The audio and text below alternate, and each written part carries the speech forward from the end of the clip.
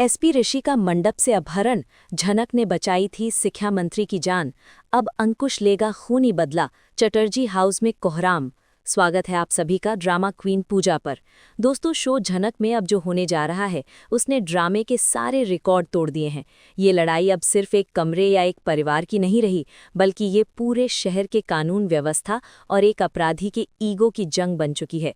आप सभी जानते हैं कि शिक्षा मंत्री की जान बचाकर झनक ने अंकुश की सल्तनत की चूल्हे हिला दी थी। अंकुश को जेल भेजना झनक के लिए कोई छोटी बात नहीं थी, ये अपनी मौत को दावत देने जैसा था। और आज वही मौत एसपी ऋषि चटर्जी के रूप में झनक के सामने खड़ी है।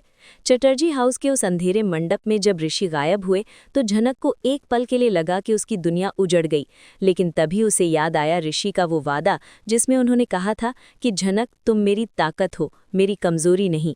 झनक ने अपने आंसू पोंछे और अपनी आंखों में वो आग भर ली जो किसी भी अपराधी को भस्म कर सकती है। ऋषि को जिस तरह अगवा किया गया वो अंकुश की सोची समझी साजिश का हिस्सा था। अंकुश जेल के अंदर बैठकर एक मकड़ी की तरह जाल बुन रहा है। उसने ऋषि को सिर्फ इसलिए अगवा नहीं किया कि वो उन्हें मारना चाहता है, बल्कि वो झनक को तिल तिल मरते हुए देखना चाहता है। अब कहानी में सबसे बड़ा मोड़ तब आता है जब झनक को शिक्षा मंत्री का साथ मिलता है। शिक्षा मंत्री जो खुद मौत के मुंह से वापस आई हैं, उन्हें पता है कि अंकुश कितना खतरनाक हो सकता है। शिक्षा मंत्री झनक को बताती हैं कि अंकुश का एक ऐसा गुप्त ठिकाना है जिसके बारे में पुलिस रिकॉर्ड में भी कोई जिक्र नहीं है।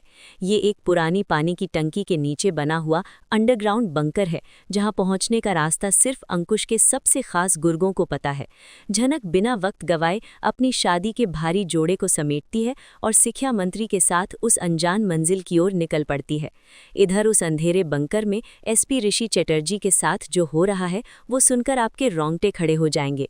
अंकुश के आदमी ऋषि को बिजली के झटके दे रहे हैं। वे चाहते हैं कि ऋषि एक ऐसे कबूलनामे पर दस्तखत कर दे जिससे ये साबित हो जाए कि अंकुश बेगुनाह है और ऋषि ने उसे झूठे केस में फंसाया था। लेकिन ऋषि जो एक सच्चे और ईमानदार अफसर हैं, वो हर दर्द को हंसते हंसते सह रहे हैं। उनके चेहरे पर खून की धार बह रही है, लेकिन उनकी जुबान से सिर्फ एक ही बात निकल रही है, झनक कभी नहीं झुकेगी।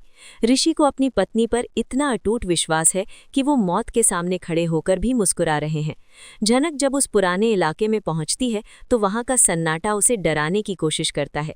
चारों तरफ घनी झाड़ियां और खंडर हैं। शिक्षा मंत्री उसे दूर से इशारा करती हैं क्योंकि उनकी जान को भी खतरा है। झनक अकेले ही उस बंकर के मुहाने तक पहुंचती है। वहां 2 हथियार बंद गार्ड पहरा दे रहे हैं।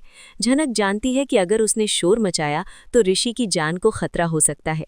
वो पास ही पड़े कुछ पत्थरों और कांच की बोतलों का इस्तेमाल करके गार्ड्स का ध्यान भटकाती है। जैसे ही गार्ड्स एक तरफ मुड़ते हैं, झनक बिल्ली की तरह दबे पांव अंदर घुस जाती है। अंदर का मंजर देखकर झनक की रूह कांप जाती है।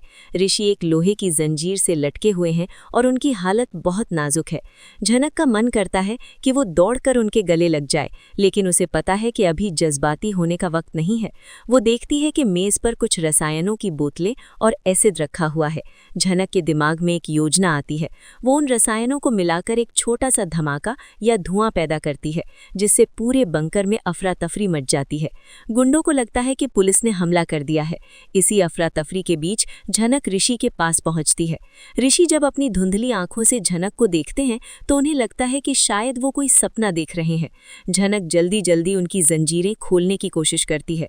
वो अपने गहनों की पिन और वहां पड़े औजारों का इस्तेमाल करती है।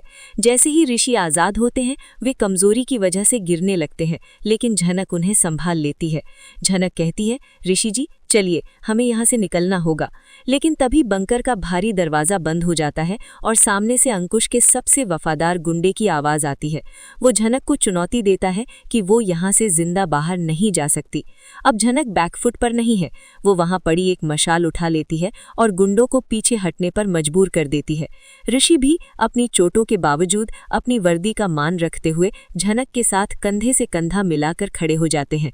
एक घायल बाहर शिक्षा मंत्री ने पुलिस की एक टुकड़ी को बुला लिया है। अनिरुद्ध बोस भी पुलिस के साथ वहां पहुंच चुके हैं। जैसे ही बंकर का दरवाजा टूटता है, पुलिस अंदर घुसती है और अपराधियों को दबोच लेती है। लेकिन कहानी यहाँ खत्म नहीं होती। जब ऋषि और झनक बाहर आते हैं तो झनक को पता चलता है कि अंकुश ने जेल के अंदर ही जहर पी लिया है या फिर भागने की कोशिश की है ताकि वो कानून के हाथ ना आए। अंकुश का ये आखिरी दांव भी झनक की जीत को फीका नहीं कर पाता। जब झनक और ऋषि वापस चैटर्जी हाउस पहुंचते हैं तो वहां का नज़ारा देखने लायक होता है।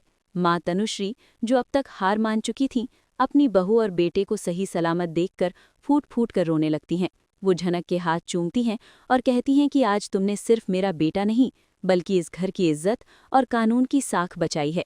पूरे शहर में एसपी ऋषि चैटर्जी की बहादुरी और झनक के बलिदान के चर्चे होने लगते हैं। लेकिन दोस्तों, ड्रामा क्वीन पूजा को सूत्रों से पता चला है कि इस जीत के बाद झनक की मुश्किलें कम नहीं होने वाली। अर्शी, जो अब तक चुप थी, वो अब झनक के खिलाफ एक नई साजिश रच रही है। उसे लगता है कि झनक ने ये सब सिर्फ लाइमलाइट में आने के लिए किया है। क्या अर्शी और उसके साथी चैटर्जी हाउस में झनक का जीना दूभर कर देंगे? और क्या शिक्षा मंत्री अब झनक की सबसे बड़ी राजदार बनेंगी? आने वाले एपिसोड्स में सस्पेंस और भी गहरा होगा, क्योंकि अंकुश का कोई साथी अभी भी बाहर है जो बदला लेने की फिराक में है। क्या ऋषि अपनी नौकरी और झनक की सुरक्षा के बीच तालमेल बिठा पाएंगे? झनक का ये नया सफर, जहां वो एक साधारण लड़की से एक लेजेंड बन गई है, आपको कैसा लगा? क्या आपको भी लगता है कि झनक जैसी हिम्मत हर किसी में होनी चाहिए? अपनी राय हमें कमेंट्स में ज़रूर बताएं। इस वीडियो को इतना शेयर करें कि हर झनक और ऋषि के फैन तक ये अपडेट पहुंच जाए। सब्सक्राइब करें ड्रामा क्वीन पूजा को और बने रहें हमारे साथ हर पल की खबर के लिए। शुक्रिया।